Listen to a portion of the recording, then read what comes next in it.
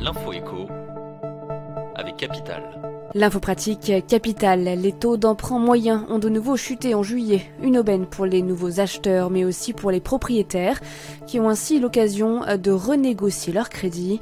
Comme le montrent nos simulations réalisées avec le courtier Vous Financez, l'opération vaut même le coup pour des emprunts souscrits il y a tout juste 2 ans.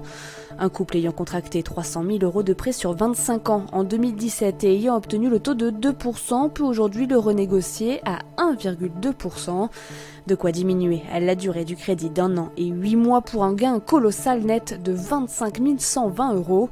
Retrouvez dans notre article 2 profils qui prouvent qu'il est possible de passer en dessous de la barre des 1% en renégociant son emprunt.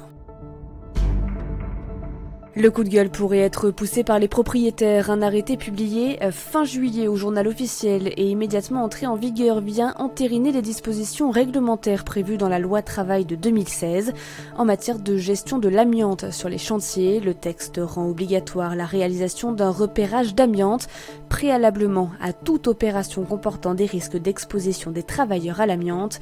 Comprendre tous travaux émissifs de poussière. Le coût de ce nouveau diagnostic dépend évidemment du programme de travaux envisagé, mais il faudra compter 300 € au minimum. La facture pourrait même s'élever à près de 2000 € pour des gros travaux de réhabilitation. Vous retrouvez tout le détail sur capital.fr. Le chiffre du jour, 30 €, c'est la somme que pourrait vous prélever votre banque si vous détenez un compte courant et que vous n'avez opéré aucun mouvement au cours des 12 derniers mois. Les frais de compte inactifs que les banques fixent à leur guise sont heureusement plafonnés à 30 €, mais soyez-en sûrs, les établissements bancaires ne se privent pas pour appliquer le maximum de frais.